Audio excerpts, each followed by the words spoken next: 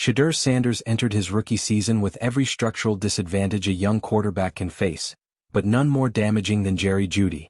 Not only did JEUDY fail to perform at a WR1 level, with one of the worst drop rates in the NFL, but he also actively disrupted the system designed to support Sanders' transition into the league. Coaches redesigned routes, timing schemes, and reads to maximize Sanders' skills. If you're into the real story and all the messy twists they don't show on highlight reels, go ahead and subscribe. And if you're sticking around to see how this Browns QB chaos plays out, you should definitely be subscribed. JEUDY rejected the changes. Instead of adapting, he clashed with staff and even confronted Sanders during games. What should have been a mentorship turned into a liability. Now, the Browns are using that failure as fuel for a complete offensive realignment. With the 6th pick, they plan to draft a receiver who embodies what JEUDY didn't: consistency, professionalism, and commitment to the system. Prospects like Carnell Tate and Jordan Tyson aren't just pass catchers. They're foundation pieces for an offense that revolves around Sanders. Barry's vision is clear: build a unit that reflects discipline, resilience, and long-term chemistry. JEUDY's exit, whether via trade or benching, is just the beginning of a bigger rebuild built around belief, not baggage. So now the truth is out. The Browns are officially done pretending JEUDY is part of their long-term plan. And honestly, that silence from the organization lately? It says more than any press conference ever could. Insiders are leaking it for a reason. The shift is happening behind the scenes, but the direction couldn't be clearer. JEUDY is out as WR1. Not maybe. Not if he improves. He's being replaced. Intentionally, publicly, and strategically. This isn't a punishment. This is a full-course correction. The team's decision has everything to do with who they want to build around, and that's SHEDEUR Sanders. He's the guy now. And if the Browns are serious about grooming their rookie quarterback into a franchise leader, then surrounding him with the right kind of talent isn't optional, it's necessary. And that's exactly what JEUDY failed to be. Let's call it what it is. The drop rate alone? Catastrophic. Second worst in the league among starters. That's not just a bad day, it's a liability. For a wideout expected to be a primary weapon, those numbers sink game plans. They stall drives. They destroy timing, kill confidence, and force quarterbacks to second-guess every throw in his direction. For SHEDEUR Sanders, who's still adjusting to NFL speed, dealing with that kind of instability isn't just frustrating, it's developmental sabotage. And when you add in everything else, the refusal to adapt to the scheme, the passive-aggressive body language, the reported in-game confrontations, the public shots at a rookie quarterback? At some point, the production drop becomes secondary. The real issue is the mindset. This is a player who failed to evolve with the team's vision, and then blamed others when it all fell apart. The Browns didn't need any more proof after that. Andrew Berry already showed us mid-season that he's not afraid to make adjustments on the fly. The acquisition of Jamari Thrash was more than just a quick fix. It was a litmus test. Could someone else step into this system with short notice and do a better job than JEUDY? Turns out, yes. And that told the front office everything they needed to know. JEUDY wasn't a victim of bad play calling. He wasn't being underutilized. He was just failing. And not only failing to perform, but failing to take accountability for it. In any locker room, especially one in the middle of a reset, that's the kind of behavior that destroys trust. Not just between receiver and quarterback, but between coaches and players, veterans and rookies, offense and defense. It sends a message that ego is more important than execution. And in Cleveland, that era is officially over. This offseason is about sending a message, and that message starts with the 6th overall pick. Sources say the Browns are already eyeing elite wide receiver prospects like Carnell Tate and Jordan Tyson. 2 receivers with high ceilings, clean routes, strong hands, and a hunger to prove themselves. But more importantly, 2 receivers who fit the culture Barry and Stefanski are trying to build. A culture where the offense is tailored around Sanders' strengths. Where scheme buy-in is non-negotiable. Where leadership means putting in the work, not throwing your quarterback under the bus when you can't make a play. That's what this draft pick represents. Not just a roster upgrade, but a cultural reset. Because when you draft a wide receiver at 6, you're not just filling a hole, you're making a statement.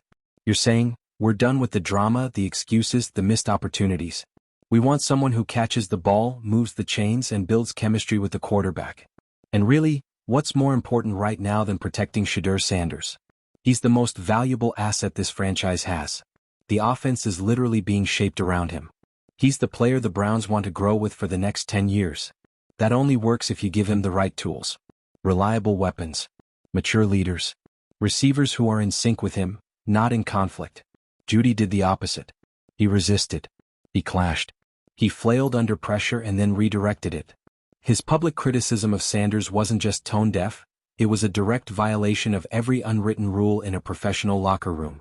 Veterans are supposed to support rookies, guide them, defend them, not use them as a shield when the spotlight turns uncomfortable. That move alone probably sealed his fate. Because now it's not just about dropped balls, it's about broken trust. And once that's gone, especially with a young quarterback at the center of your rebuild, there's no coming back. That's why this WR1 reset is more than just a personnel move. It's a cleansing. A necessary shift away from everything that's held this offense back. JEUDY had every chance, every rep, every opportunity to prove he could be the guy in this new system. And he squandered it. Not because he lacked talent, but because he lacked awareness, accountability, leadership. And in today's NFL, that's a fast track to irrelevance. He'll probably land somewhere else. A depth role. Maybe a new city, a new scheme, a new quarterback to blame next time things go south. But in Cleveland, that door is closing. What comes next is what matters. The 6th overall pick isn't just about potential, it's about fit. The Browns don't need flash. They need dependability. They need a receiver who runs crisp routes, hauls in tough catches, and puts his head down when the media starts swirling. Whether it's Tate, Tyson, or someone else entirely, that receiver is going to walk into a locker room that's already decided what it wants to be. And it's not a place for drama. Not anymore. This draft is the start of something new. A recalibrated offense. A recommitment to accountability. A support system around a quarterback who deserves every chance to grow into the leader the team believes he can be. Because make no mistake, this isn't just about SHEDEUR's rookie season. This is about setting the tone for the next 5 years. 10 years. And that kind of foundation can't be built on a wide receiver who drops passes and deflects blame. The Browns are doing what so many teams refuse to do. Admit when a big-name move isn't working, and fix it before it drags everyone else down. If you're a Browns fan, this should be a sign of hope. Not frustration. Because for once, the team isn't sticking with a mistake out of pride. They're turning the page before the story becomes a full-blown mess. And they're choosing the quarterback. The future. The vision. So what do you think? Who should the Browns draft at 6? Carnell Tate? Jordan Tyson? Or is there another receiver that fits this new identity better?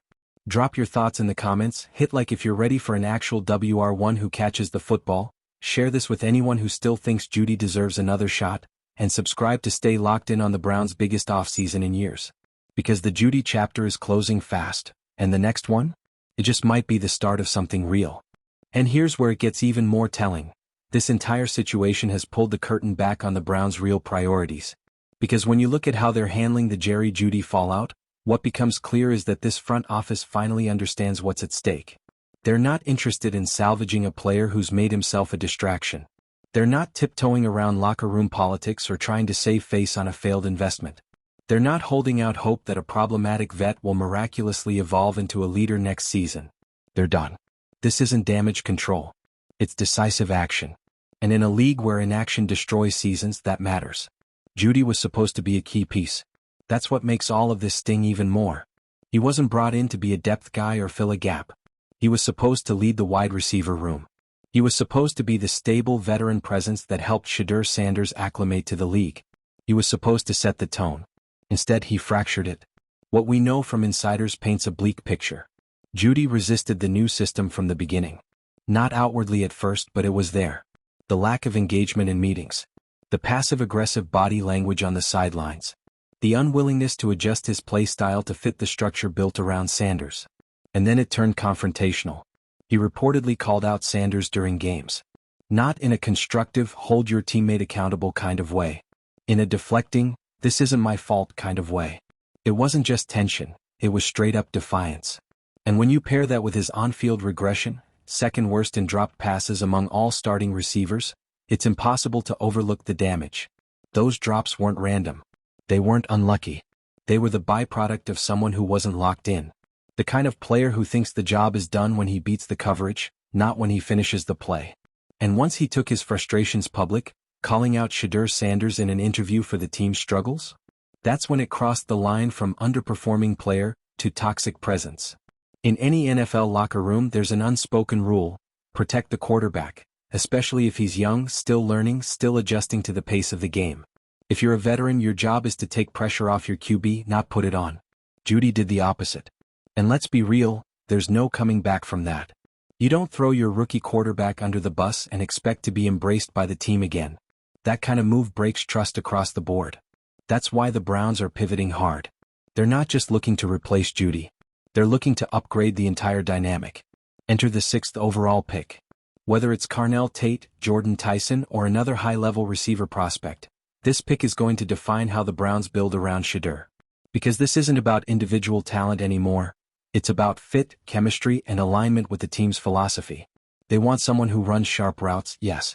Who can separate in tight coverage, yes. But more than that, they want someone who's coachable. Who's dependable.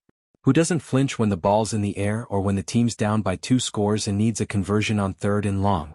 That's what this pick is about. That's what Jeudy was supposed to be. And now, he's the reminder of what happens when the wrong personality is handed the WR1 role and given the benefit of the doubt for too long. Andrew Berry's already made it clear that the Browns are shifting toward culture-driven roster building. It's not just about traits, it's about temperament. And this offseason is the reset. This is where they send the message. If you're not part of the solution, you're out.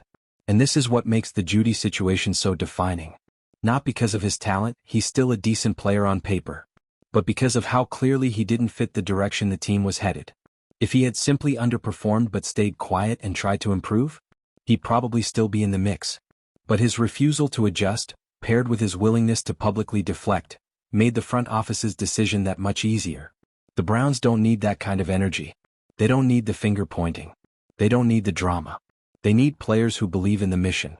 SHEDEUR Sanders is going to be the face of this franchise. That's not even up for debate anymore. He's talented, mature, and resilient, but he's also human. His success will be shaped by the people around him. If his top wide receiver is undermining him, that stunts growth. That creates hesitation. That leads to bad habits. And now the Browns are choosing to eliminate that risk.